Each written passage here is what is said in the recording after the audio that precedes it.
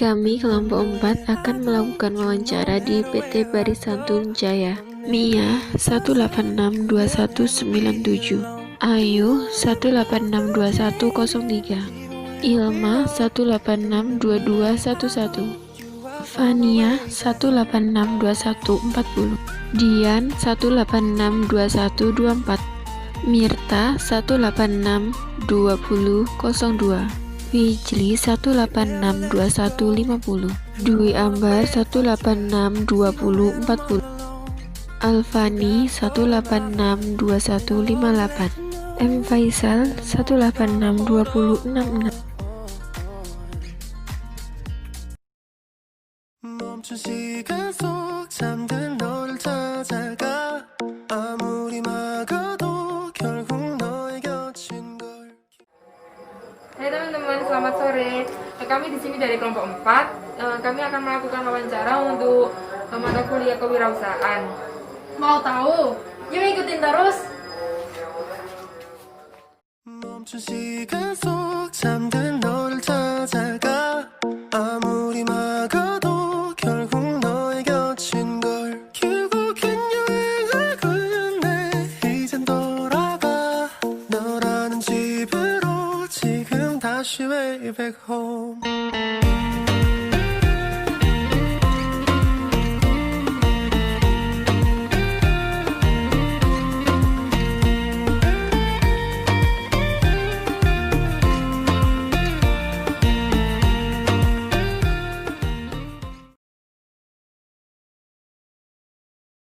Selamat sore Bu, dengan saya Dian dan ini rekan saya Ambar.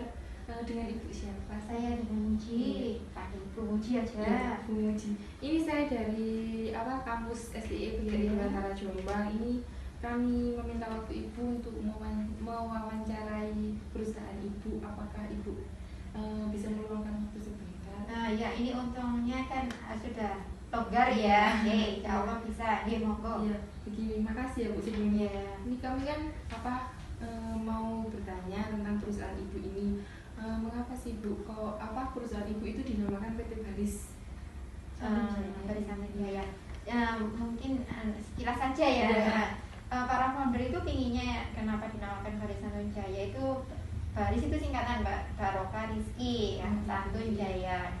Jadi semua founder itu berharap bahwa di sini itu ada usaha yang maksudnya ini loh barokah rizkinya ya. Terus kalau santun itu supaya ini maksudnya baik pelaku usahanya maupun rekan-rekanannya, nah terutama dari segi karyawan yang selalu melaksanakan kegiatan operasional tiap hari itu selalu yang santun akhlaknya. Kalau untuk Jayanya sendiri ya itu kayak harapan rata-rata semua orang kalau bisnis yang perusahaannya selalu jaya.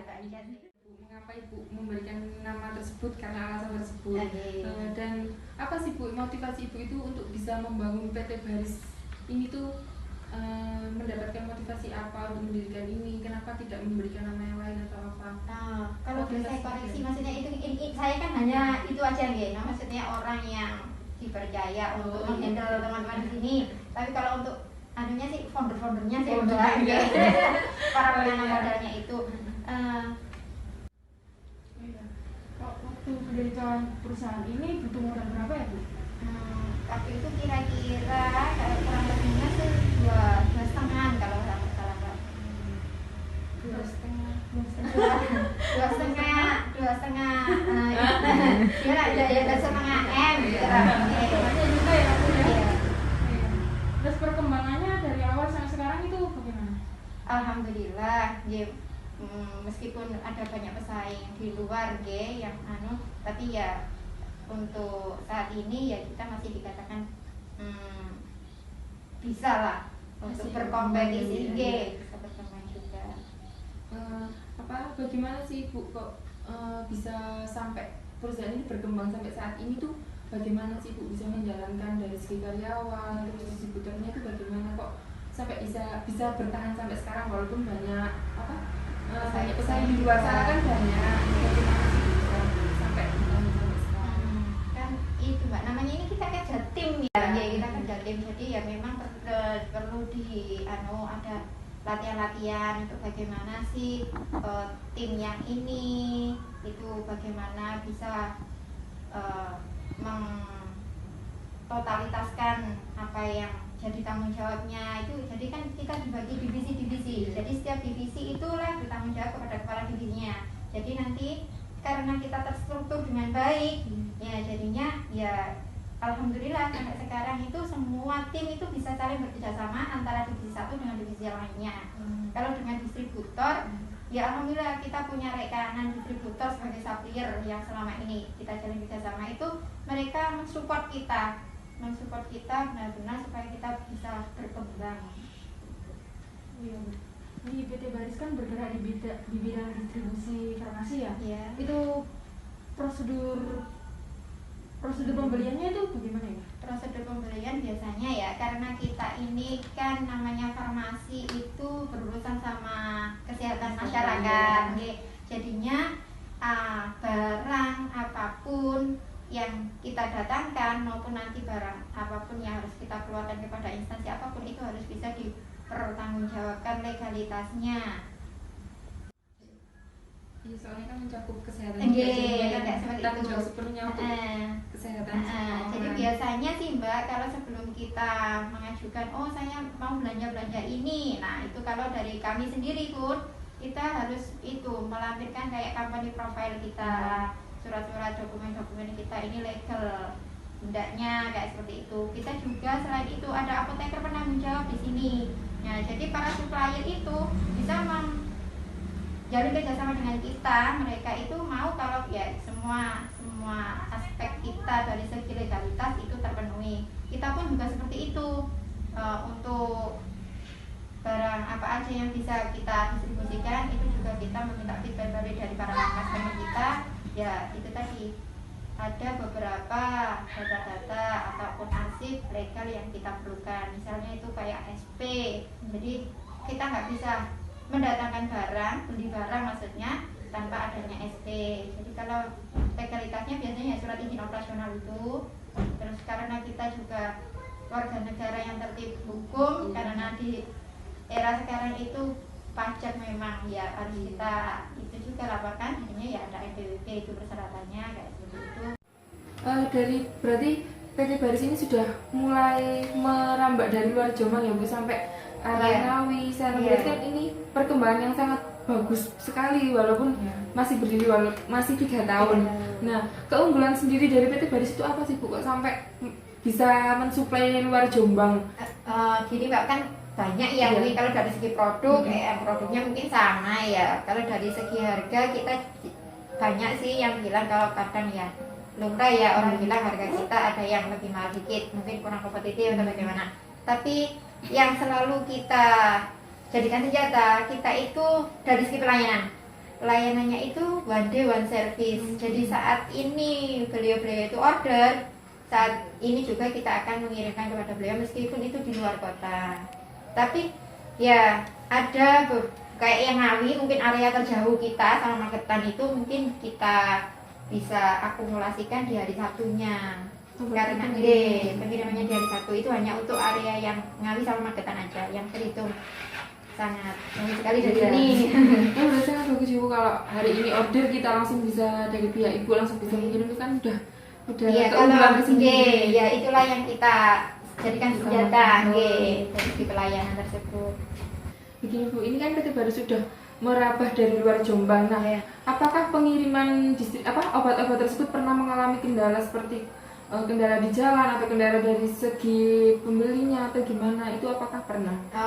Pernah sih Mbak, bahkan ya kami katakan sering sih ya bisa. Misalnya kan namanya kurang koordinasi karena seperti itu, karena kurang koordinasi misal ada yang mungkin para bagian tim pengiriman itu sudah berangkat, tapi karena ini tadi ada orderannya masuk, sudah kita siapkan dari bagian gudang maupun tim administrasi sudah, tapi ternyata dia ndak ada informasi bahwa ini loh masuk, jadinya akhirnya dia sudah berangkat. Nah itu satu. Terus nanti akhirnya feedback dari pelanggan, ini kok ini sudah terkirim, temanku yang ini sudah terkirim apotek yang ini, tapi kok aku belum, kadang ya kayak gitu. Oh tadi itu janjinya sama salesman jam sekian datang, tapi ternyata kok belum, ya mungkin karena itu tadi, karena kurang koordinasi. Ada juga yang kadang itu mungkin kondisi barang mungkin saat itu pengemasannya kurang benar, pas packing atau bagaimana, biasanya ya ada 1-2 item barang yang mungkin agak tumpah pas yang berupa cairan, nggak seperti itu. Selama ini ya permasalahannya itu saja. Ya, mungkin karena kurang konfirmasinya iya benar, kurang itu. Iya Bu. Omset per bulannya itu berapa ya? Apakah sudah mencapai atau gimana selama 3 bulan terakhir ini? Insya Allah kalau dikatakan mencapai sesuai target itu masih belum Mbak, namanya para penanam modal, para investor itu pasti bikin targetnya besar ya, tapi alhamdulillah ya mungkin rata-rata di pencapaian kita di 90% itu yang tertinggi. Jadi kalau untuk 100% itu masih belum. Iya. Titik terendah mungkin pencapaian itu di skala 70-75. Masih bagus Bu. Iya. Bagaimana perkembangan struktur organisasi sendiri di dalam perusahaan ini Bu, sampai bisa, maksudnya kalau perkembangan pencapaian sampai 90% itu kan udah bagus sekali menurut saya sih, kalau dalam, kan juga PT ini kan juga baru. Bagaimana Ibu bisa menata perusahaan ini, struktur organisasi di dalam perusahaan ini sampai bisa tetap berkembang dan mencapai 90% itu tadi? Nah, dari awal kan kita sudah menentukan Mbak ya, tim ini nanti handle apa kayak gitu, terus personilnya siapa aja yang dikasih pendelegasian untuk tanggung jawab tersebut. Nah terus kita juga ada selalu rapat koordinasi dan evaluasi per minggunya. Biasanya kita jadwalkan di hari Sabtunya untuk bertemu semua tim di situ.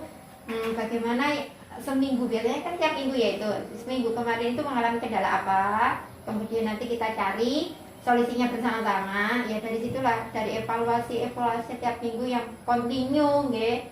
Nah itu ya alhamdulillah kita bisa mengatasi tiap-tiap kendala, ya akhirnya ya sampai sekarang itu kita masih bisa untuk terus nggih. Oh, jadi seperti itu ya Bu. Oh iya, dari sistem penggajiannya sendiri itu bagaimana Bu untuk karyawan Ibu? Setiap minggu apa setiap bulan? Kita per bulan, biasanya di akhir bulan. Karena kenapa? Kan karena tim marketing itu kan mesti perhitungannya atas pencapaian mereka untuk total value omset mereka. Nah, persentase mereka itu kita tentukan di akhir itu. Jadinya tim divisi yang lain juga mengikuti tanggal di mana mereka pas penutupan omset tersebut. Biasanya ya tiap akhir bulan itu Mbak. Untuk biaya operasional per bulannya itu biasanya kira-kira habis berapa Bu untuk operasional pengiriman atau global ya Mbak ya, dari semua sampai yang pemakaian air, listrik, juga semuanya ya, semua beban dan biaya itu kisaran di angka 70 sampai 75, kisaran begitu. Itu buat rata-rata, ya kadang mungkin bisa di atas itu. Kan tidak menentu biasanya. Iya, karena kita lihat juga kan, karena di sini free ongkir ya Mbak, jadi ditanggung kita. Jadi kan tiap bulan itu enggak tentu habisnya. Oh ternyata nanti ini titiknya terlalu banyak, kalau tidak terlalu banyak kan juga ngefek ke biaya pembelian bahan bakarnya juga, seperti itu. Itu kan ini kan kondisinya kan pandemi seperti ini. Nah, apakah mengalami penurunan omset atau penurunan pembelian? Terus apakah ada obat yang telat, itu bagaimana? Kalau penurunan kayaknya kami juga mengalami terefek dari pandemi COVID-19 ini, memang iya. Terus banyaknya barang kosong itu memang jadi kendala terbesar kami. Jadinya akhirnya kayak strategi pasar kita kepada konsumen, yaitu tadi barang apa yang ada di kita itu yang kita berusaha optimalkan untuk tetap bisa di repeat open sama mereka, seperti itu. Ya karena untuk mengisi kekosongan itu tadi supaya target omset kita juga tetap tercapai. Iya. Kalau begitu terima kasih banyak ya Bu untuk waktunya yang sudah kami potong, dan terima kasih untuk apa yang Ibu sampaikan, semoga bermanfaat untuk kami. Sama-sama. Ya Bu, terima kasih. Iya.